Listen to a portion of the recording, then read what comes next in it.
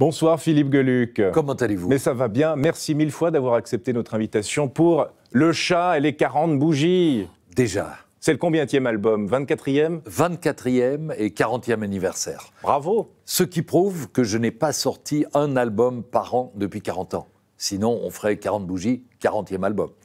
Ça prouve que vous devez les mûrir, ces albums, les maturer, les travailler. Voilà, et mettre le public, mes lecteurs, les mettre en manque pour qu'ils aient envie de revoir. Ça faisait 3 ans que je n'avais pas fait d'album, et donc là, il y avait vraiment de la mauvaise humeur perceptible dans la rue, avec les gens qui me disaient « Écoutez, c'est pas possible, qu'est-ce qu'on va offrir à Noël? Vous nous faites lanterner, c'est insupportable, 3 ans, on n'a jamais connu ça. » Voilà l'album. On voit d'ailleurs sur la première page, oui. Il y a ce chat qui se fait engueuler, qui est de retour de vacances, parce que voilà, tout le monde souhaitait offrir un chat pour Noël. C'est le cadeau de Noël idéal, en fait. Mais c'est devenu une tradition.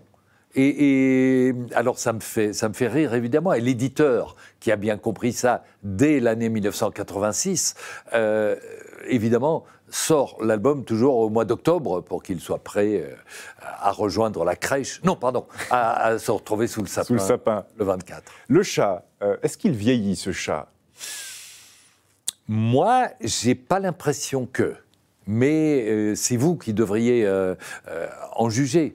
Parce que soi-même, est-ce qu'on se voit changer? Est-ce qu'on se voit... C'est peut-être quand on fait justement tous les 10 ans un petit point de la situation qu'on se dit « Ouh là là, il y a moins de cheveux, il y a plus de rides, mais l'œil reste vif. » Lui, il bouge pas. Il reste un sale gamin comme au début. Et donc, c'est l'enjeu pour vous de le rendre en quelque sorte presque... pas immortel, mais immuable, immobile, constant, comme une espèce d'esprit comme ça, comme un... Oui, comme que ça pourrait être le Toutankhamon de la BD, c'est-à-dire que je le conserve. Alors, il n'est pas dans des bandelettes, mais évidemment, un personnage de fiction ne vieillit pas comme les êtres humains, et il peut naître, regardez Titeuf par exemple, qui vient de fêter ses 30 ans, et pourtant ça reste un môme. Le chat, il est né adulte, et il est resté le même pendant 4 décennies. C'est le privilège des personnages qui n'existent pas. Mais c'est Philippe Geluck qui a changé. Pas tellement. Pas tellement. Non, alors physiquement sûrement, je blanchis, même pas. je truc, mais j'ai pas l'impression. En tout cas, je me reconnais tous les matins encore dans le miroir quand je me rase. Mais en tout cas, dans ma tête, j'ai pas changé. Je crois que je suis resté ce sale gamin que j'ai toujours voulu être. Et le chat, évidemment, par transmission, l'est aussi. Le chat, il est quoi? Il est réac, il est progressiste, il est, vous l'avez dit, sale gamin. Est-ce qu'il est irrévérencieux? Est-ce qu'il est flagorneur? Il est quoi, ce chat? Ah non, alors il n'est pas flagorneur, il est irrévérencieux, il n'est pas réac, il est progressiste, il est solidaire, il est empathique, il se soucie des autres. Et moi, je sais, parce que lui ne sait rien, on est d'accord qu'on parle de lui, mais il n'existe pas vraiment. Parce que parfois, il y a des gens qui me disent « Oui, mais ce chat... » Non, c'est moi qui le fais parler. Lui n'a aucune autonomie. Si je le dessine et je lui dis maintenant démerde-toi, mais le dessin reste sur la table. Donc je suis derrière tout ça et j'en ai fait un instrument de dérision, de critique de certains débordements, de défense des plus faibles, mais toujours à travers l'humour. Parce que si je me mettais à faire du dessin militant pour dire « je trouve que la cause écologiste est primordiale aujourd'hui », ce que je pense profondément, mais je ne peux pas le faire porte-drapeau d'un parti écologiste. Il deviendrait chiant comme la pluie, comme le sont parfois malheureusement certains écologistes. Mais cela ne l'empêche pas de défendre des causes, d'être là aux côtés de ceux qui morflent, des gens qui, dans le Nord-Pas-de-Calais, ont les pieds dans l'eau pour l'instant depuis quelques semaines, etc. etc. Donc il est connecté à l'actualité au sens large, mais il ne fait pas du dessin militant. Il y a un côté candide aussi, c'est ce chat, ou faussement naïf, ou cynique, ou on ne sait pas trop. Merci pour le terme, faussement naïf. Alors, c'est ça que j'aime bien, c'est le faussement quelque chose. Alors, parfois, il a l'air faussement intelligent parce qu'il dit des vraies conneries. Et parfois, quand on l'attend idiot, il nous sort un truc qui nous cloue sur place.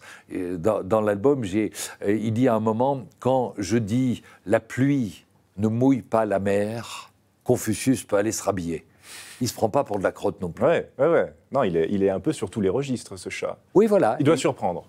Exactement. Être comme on ne l'attend pas. Ce serait terrible pour une démarche artistique, créative ou humoristique, d'être dans du convenu, dans de l'attendu. Imaginez un type sur scène qui donne un spectacle et tous les gens dans la salle connaissent les blagues qu'il va faire. Ce sera insupportable. Vous dites que ce chat n'a pas d'autonomie, mais est-ce que des fois, au bout de votre plume, vous vous surprenez, vous dites, il y a une espèce de révélation comme ça, un jaillissement?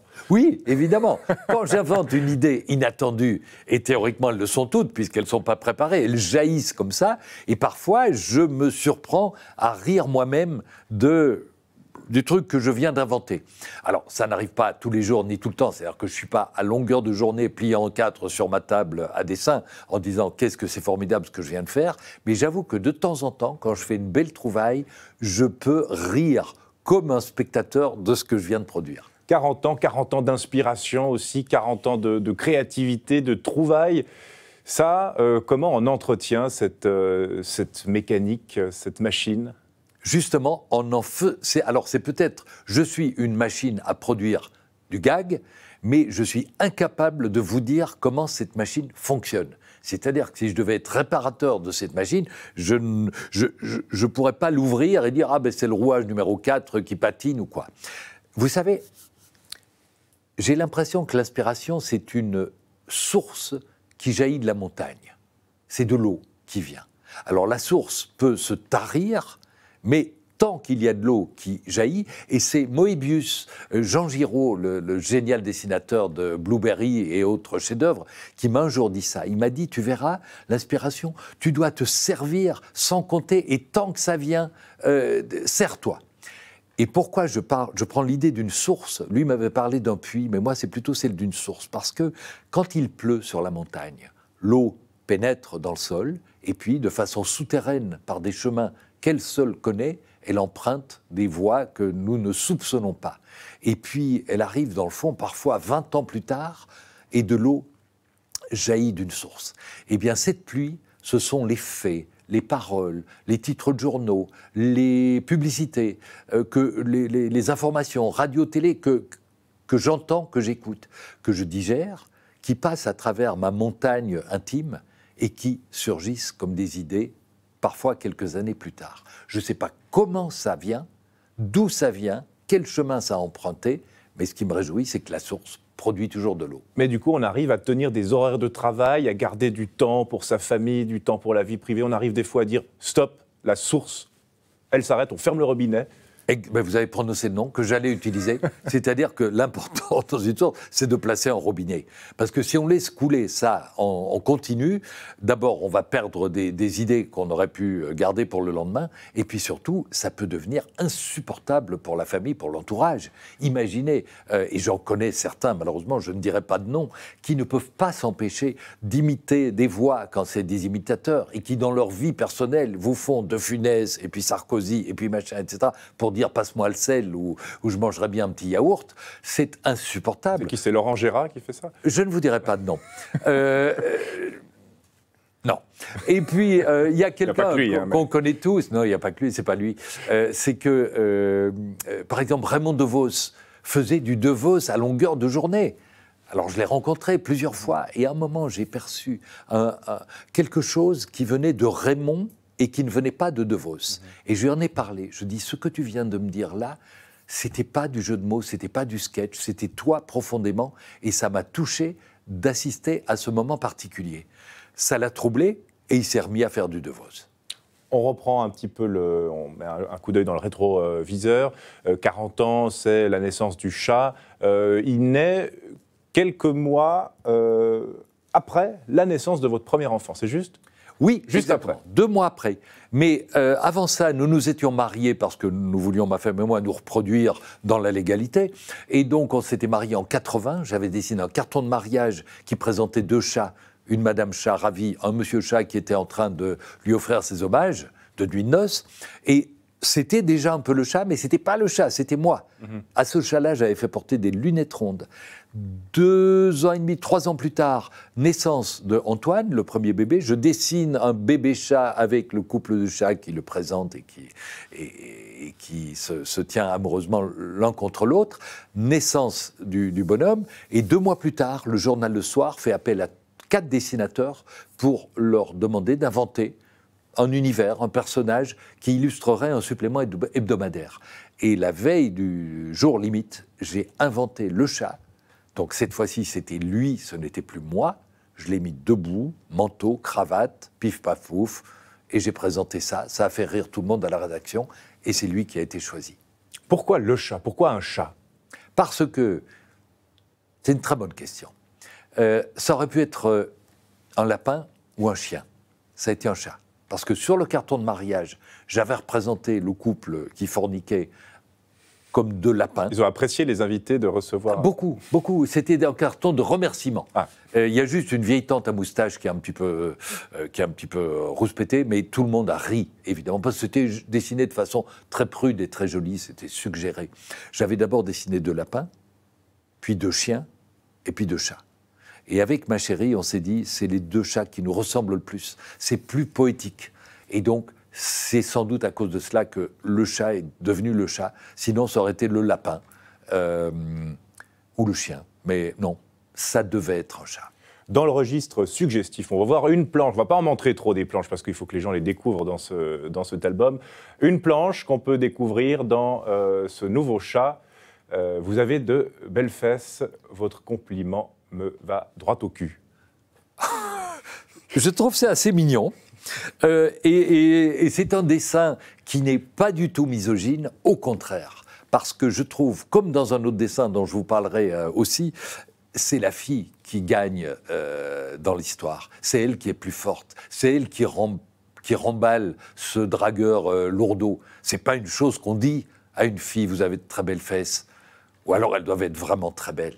Non, mais elle le remballe dans les cordes. Et je trouve que c'est un dessin féministe plutôt qu'un dessin machiste. Ça, c'est l'analyse. J'espère que tout le monde fera cette analyse. Aujourd'hui, on n'est jamais à l'abri de la polémique inutile. Ah oui, mais j'espère. Si, emmerdez-moi sur ce dessin. Je suis sûr de moi. Je sais que c'est là pour faire rire. Et je suis moi-même un activiste féministe depuis que j'ai 18 ans. Et on ne va pas m'emmerder sur ce terrain-là. Philippe Geluck, vous écrivez beaucoup sur la connerie, oui. L'intelligence humaine ou la connerie humaine. Merci, merci. Et je voudrais remercier tous les cons qui nous regardent en ce moment, parce qu'ils sont très inspirants. Non, il n'y a pas de cons qui vous regardent, je sais. C'est quoi les cons? C'est quoi un con pour vous? Mais malheureusement, c'est une grande partie de l'humanité. Et alors, on pourrait faire tout un ouvrage sur les cons, parce qu'il y a le gros con, il y a le sale con, il y a le vieux con, il y a le jeune con, il y a le vrai con, il y a le pauvre con, etc. Ils ne sont pas tous cons. Mais le con, c'est celui qui... D'abord, c'est celui qui n'achète pas les albums du chat. Comme ça, c'est dit. Voilà. Non, je ne sais pas, mais on a tous... on connaît tous des cons.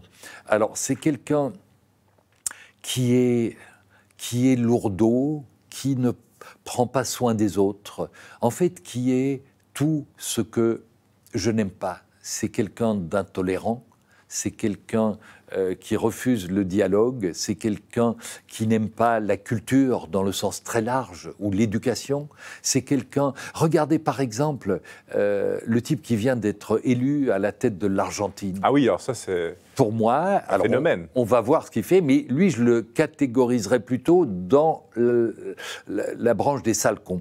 C'est l'intuition que j'ai.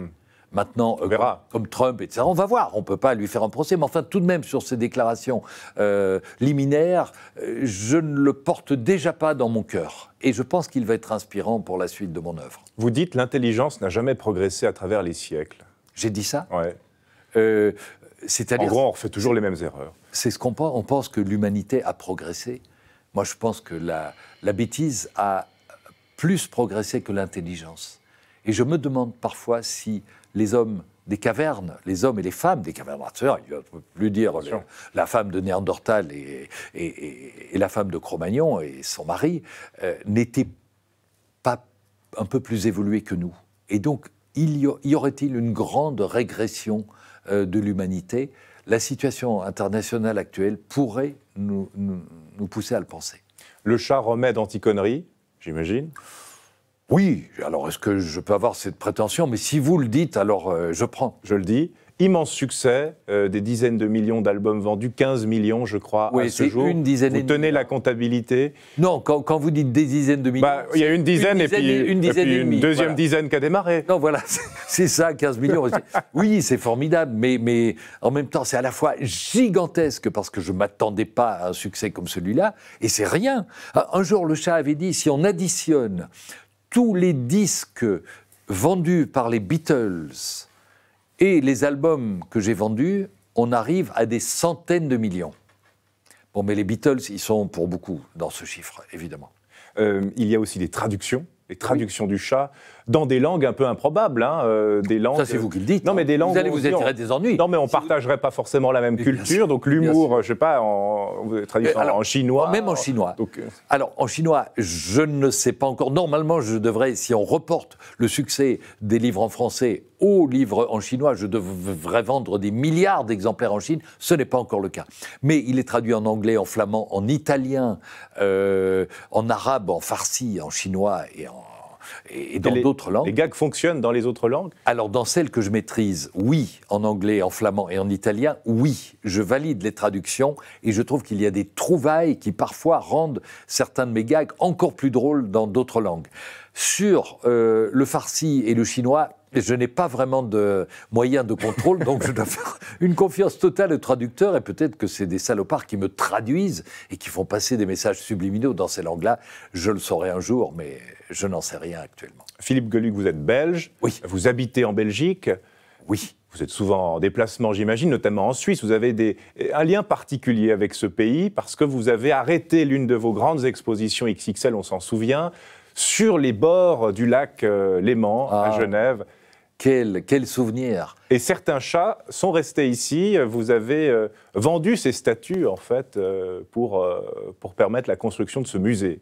Voilà. Alors, c'était le but de l'exposition. D'abord, d'apporter de la joie et du divertissement et du bonheur aux habitants des villes qui sont venus les visiter. Vous savez que quand on a retiré les statues du quai Wilson, les gens étaient en larmes, en disant « mais c'est pas vrai, on pensait qu'elles étaient là pour toujours, ça fait partie du paysage maintenant ». Non, hélas. Et puis je pense que les budgets de la ville ne permettent pas ils ont largement assez d'argent. de les acheter toutes, mais je ne voudrais pas m'imposer. Et donc ce sont des expositions temporaires, mais effectivement, certaines de ces sculptures sont vendues au profit intégral du budget du musée du chat, qui devrait ouvrir ses portes dans les années qui viennent à Bruxelles. Comment ça se passe Ça se passe mal. J'ai lu un peu la presse belge comme ça d'un œil. Ouais. Nul n'est prophète en son pays, comme on dit. Alors, c'est que les pouvoirs publics en Belgique ne consacrent pas vraiment de gros efforts à la culture. C'est un dossier qui passe un petit peu au second plan. Et Dieu sait s'il y a depuis des siècles et depuis ces années-ci des artistes absolument merveilleux en Belgique qui aiment leur pays, qui veulent s'y produire, et on fait tout pour leur casser les burnes. Certains s'en vont à l'étranger. Moi, je veux faire ce musée à Bruxelles, je le ferai là, parce que les Bruxellois ne comprendraient pas pourquoi je l'installerais ailleurs, même si ailleurs, il serait déjà ouvert dans les quelques propositions qu'on m'a faites. Mais j'y crois, je vais le faire, c'est pas facile. Alors, il y a eu une polémique il y a quelques années, mais on n'en parle plus. C'était 2-3 énervés qui ont lancé une pétition contre le musée, mais ça n'a aucune importance, c'était fondé sur rien. Mais cela dit, le chantier est à l'arrêt pour le moment. Il pleut, il y a des problèmes d'ancrage, des problèmes techniques sur lesquels on ne va pas s'attarder. Mais quoi qu'il en soit, plan A, plan B, plan C, on va le faire. Ouverture 2026, probablement. On y croit. Et puis les Bruxellois, il y a eu une adhésion des Bruxellois autour de ce musée? Ah, mais attendez. Alors, je vous disais qu'il y avait une pétition contre le musée qui a réuni quelques milliers de signatures de grincheux, je tiens que de grincheux, j'ai tous les noms. Et puis, sans que je le demande, il y a des pétitions pour le musée qui ont été lancées et qui ont réuni des quantités infinies, des dizaines et des dizaines de milliers de signatures. Dans la rue, les gens ne me parlent que de ça. Quand ouvrira le musée, on veut le voir, on viendra, est-ce que les billets d'entrée sont déjà en vente, etc. C'est un musée qui sera populaire, qui sera joyeux et dans lequel viendront, comme voir les statues dans les différentes villes, des gens qui ne vont pas voir des expositions d'art et qui ne vont en général pas au musée. Mais ils viendront dans celui-là, je vous le garantis. Mais ces oppositions, ça dit un peu quelque chose de notre époque, non? Enfin, ça dit quelque chose du monde, parce que des grands artistes en leur temps avaient aussi certains grincheux contre eux. Ouais. On parlait des cons tout à l'heure. Ouais. Ils sont parfois envahissants. Les grincheux, alors que l'on n'aime pas mon travail, évidemment c'est une chose qui est absolument normale. Et il y a des gens qui apprécient en grande majorité, et puis des gens qui n'aiment pas, et c'est bien leur droit, et ils peuvent me le dire, et je les écoute, et on en parle. Et ce qui est très drôle, c'est qu'il y a des gens qui détestent mon travail, et puis un exemple, l'exposition des sculptures est à Bruxelles pour l'instant. Il y a un monsieur, l'air un peu revêche, qui vient me voir et qui dit « Monsieur Geluck, je n'ai jamais aimé le chat. J'ai plusieurs albums de vous, ça ne me fait pas rire, et je voulais vous le dire. » Écoutez, voilà, cher monsieur, vous en avez le droit, ça ne me fait pas un plaisir immense, mais on peut en parler. Et il ajoute, je viens de visiter l'exposition des sculptures et je voulais vous dire qu'elle m'a bouleversé. Je trouve que vous avez produit des chefs-d'œuvre et je vais reprendre vos albums et il me semble que maintenant je vais les regarder d'un autre œil et je risque de les apprécier. Magnifique. Donc ça démarre sur un truc un petit peu coinçant et ça se termine par une accolade. Donc, c'est le droit de chacun, mais j'ai la chance d'être soutenu et apprécié par une grande majorité de gens. Vos rapports aussi à la Suisse, une grand-mère qui adorait le Cénovis, j'ai pu entendre ça. Vous savez ça, ouais. C'est vrai. Alors, elle vous aimez, vous, le Cénovis ? Elle me l'a fait aimer. Alors, je ne me rappelle plus dans mon enfance si c'était une punition ou une récompense, mais j'en ai mangé beaucoup quand j'étais petit. La famille, pour vous, c'est très important. Madame Geluck, vous en avez parlé en début d'entretien. Votre épouse, qui est aussi celle qui vous relie, qui vous corrige, qui vous guide. Oui, qui me guide, alors pas comme un non-voyant dans un jeu de quilles, mais elle est ma première lectrice. Quand je constitue la maquette d'un album, et celui-ci en particulier, mais tous avant cela, je la lui soumets pour qu'elle me dise où sont les points faibles, où sont les redites, où sont les dessins moins drôles, et elle me le signale. Alors, elle redescend de chez nous, parce qu'on habite au 3e, mon atelier est au rez-de-chaussée, elle redescend avec la maquette de l'album, bourrée de post-it. Et je me dis, aïe, aïe, aïe, je vais morfler. Et puis elle ouvre l'album, et là j'ai la joie et la surprise de découvrir qu'elle a mis des post-it aussi là où elle aimait particulièrement tel ou tel dessin. Et puis de temps en temps, elle me dit non, là tu parles, il y a un gag sur le vin, et puis une page avant, il y a un autre gag sur le vin, donc il faut soit les éloigner, soit en virer un des deux de l'album, pour que cet album reste varié, surprenant, et qu'à chaque page, on parte dans un univers différent. L'inspiration quotidienne, cet album est à peine sorti qu'on a déjà un dessin du 25e album qui a été donné comme ça aux journalistes, on va le découvrir. Alors c'est un dessin que j'adore, c'est le chat qui dit « Qu'est-ce que tu aimerais faire quand tu seras grand ?» et le gamin en fauteuil roulant lui dit « Du stand-up ». Et comme avec l'histoire de « Vous avez de belles fesses, votre compliment me va de droit au cul », je trouve qu'ici, c'est le gamin qui fait la blague et qui est donc très fort et qui sait rire de sa propre situation, dramatique par ailleurs, parce qu'il n'y a rien de plus triste que de voir un gamin qui ne peut pas utiliser ses jambes. Et beaucoup de personnes en fauteuil roulant viennent me voir, fauteuil roulant ou autre handicap, et viennent me dire merci de nous inclure dans vos dessins parce qu'on se sent faire partie. Ça, c'est important, de faire aussi de l'humour sur ceux qui ont moins, sur les plus faibles, sur les cassés de la vie. Bien sûr, et ils le ressentent bien dans l'intention que je produis.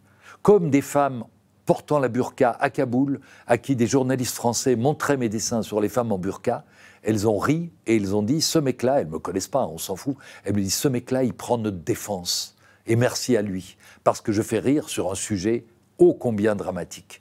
Mais je prends la défense des opprimés, des victimes ou des personnes en situation de handicap. » Un mot encore sur l'actualité, des actualités qui sont tragiques et douloureuses. Est-ce que le chat pourrait, par exemple, prendre position? Est-ce qu'on pourrait imaginer des dessins sur les tragédies qui se déroulent en ce moment, que ce soit à l'Est ou que ce soit au Proche-Orient? Est-ce que le chat doit être au plus près de l'actualité ou doit prendre un peu de recul? Alors, contrairement à mes excellents confrères Chapat et autres dessinateurs de presse et d'actualité, je ne traite pas l'actualité au jour le jour. Mais il est évident que je dessine sur l'oppression, sur la guerre. Vous disiez dans votre question, est-ce que le chat pourrait prendre parti ? Il prendra toujours le parti des opprimés, quels qu'ils soient. C'est-à-dire, dans le conflit au Moyen-Orient, il ne va pas prendre parti pour le Hamas ou pour l'armée israélienne. Il va prendre le parti des victimes. Il va exprimer de la commisération pour les enfants qui se font massacrer, pour les victimes du 7 octobre. Il va, où je vais faire un dessin, comme j'ai produit pour Ciné Mensuel récemment, c'est la colombe de la paix, qui se trouve avec sa branche d'olivier, elle est ligotée à un poteau d'exécution, et il y a un peloton qui va lui tirer dessus. La colombe de la paix va se faire massacrer, ce qui est le cas actuellement. Philippe Geluck, qu'est-ce qu'on peut vous souhaiter ? Ouverture du musée bientôt, 2026, on l'espère. Et sinon ? Et sinon, bonheur, santé, joie, gaminerie, qui sont un petit peu les mamelles de ma vie. Donc, vous pouvez aussi me souhaiter que ceux qui me sont chers continuent à se porter bien et soient préservés du malheur. C'est la chose qui importe le plus. Moi, j'ai 69 ans, j'ai eu déjà une vie magnifique, géniale, merci la vie. Et je pense que ceux qui viennent ont droit à ce qu'on leur prépare une société plus fraternelle, un monde apaisé et un environnement respirable. On rappelle le chat et les 40 bougies chez Casterman. Ouais. C'est un cadeau de Noël idéal. Et on se quittera sur cette phrase du chat. Si le type qui me dessine meurt un jour, je me suicide. Eh bien, je trouve que c'est très noble de sa part. Merci Philippe Geluck. Merci à vous.